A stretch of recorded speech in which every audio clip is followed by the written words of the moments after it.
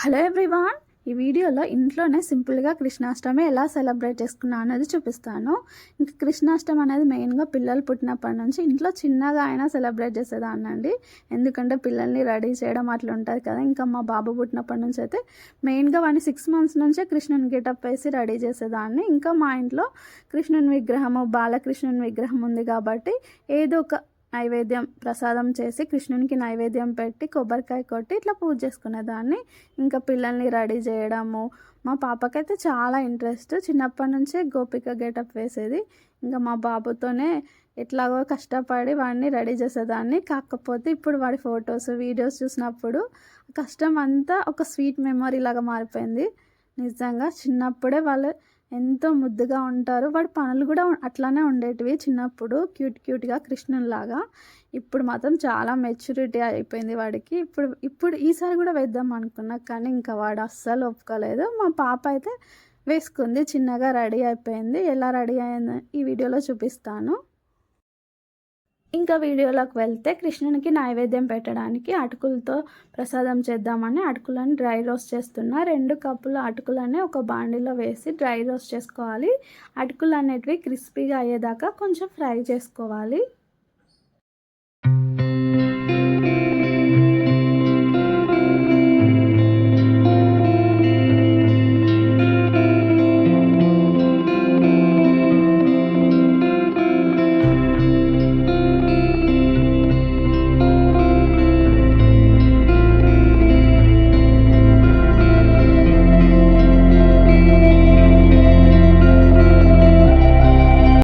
అటుకులు మంచిగా క్రిస్పీగా అయిన తర్వాత ఒక ప్లేట్లోకి తీసుకొని చల్లారబెట్టుకోవాలి. తర్వాత అదే ప్యాన్లో 1/2 cup దాకా కొబ్బరి తీసుకోవాలి. పచ్చి కొబ్బరి లేదా ఎండు కొబ్బరి ఏదైనా తీసుకొని కొంచెం రోస్ట్ అయ్యేదాకా ఫ్రై చేసుకోవాలి. ఫస్ట్ కొబ్బరిని తురుములాగా మిక్సీ పట్టుకొని అందులోనే మనం చల్లారబెట్టుకున్న అటుకుల్ని వేసుకొని మెత్తగా కాదు బరకగా మిక్సీ పట్టుకోవాలి. అంటే రవ్వలాగా మిక్సీ పట్టుకోవాలి. తర్వాత ఒక ప్యాన్లో కొంచెం గీ వేసేసి మన డ్రై ఫ్రూట్స్ అన్నీ వేయించుకొని పక్కకు తీసుకొని అదే ప్యాన్లో 1 cup దాకా బెల్లం తీసుకొని బెల్లం మొత్తం కరిగిన తర్వాత మనం మిక్సీ పట్టుకున్న అటుకుల పొడి ఉంటుంది కదా, అది కూడా వేసేసి మొత్తం అంతా మిక్స్ చేసుకోవాలి. మంచిగా గట్టిగా కలుపుకొని ఇందులోనే మనం వేయించి పెట్టుకున్న డ్రై ఫ్రూట్స్ని వేసుకొని అంతా మిక్స్ చేసుకొని స్టవ్ ఆఫ్ చేసుకొని వీటిని లడ్డులాగా ప్రిపేర్ చేసుకోవాలి. మళ్ళీ పైన కొంచెం గీ వేసేసుకొని లడ్డులాగా ప్రిపేర్ చేసుకోవాలి. అంతే, ఎంతో బాగుంటాయండి టేస్ట్. నిజంగా రవ్వ లడ్డు లాగా అనిపించాయి. టేస్ట్ అయితే చాలా అంటే చాలా బాగుంది. క్రిస్పీగా తగులుతూ అటుకులు చాలా బాగుంది.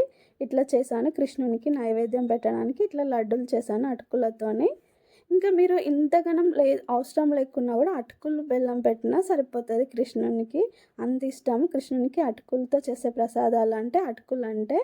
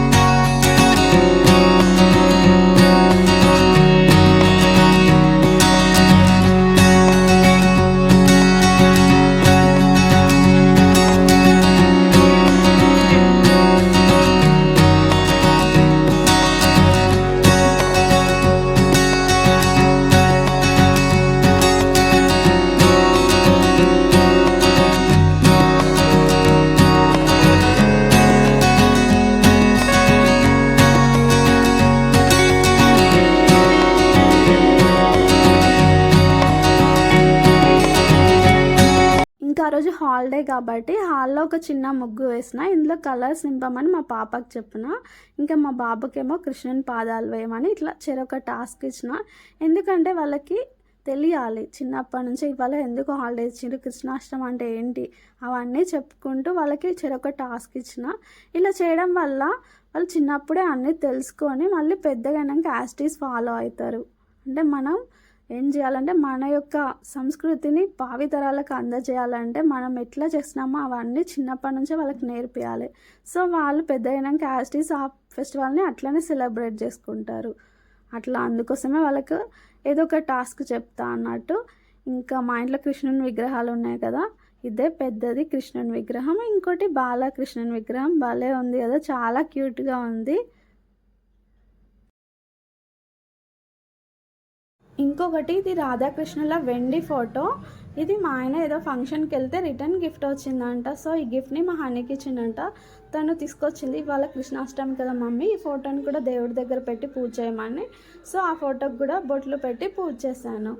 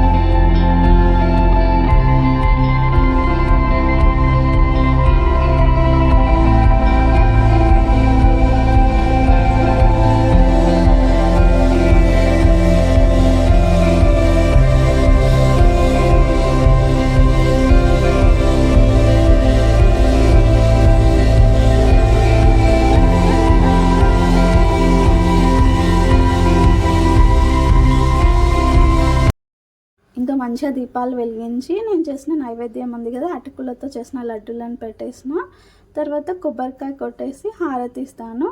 ఇక్కడితో పూజ కంప్లీట్ అయిపోతుంది.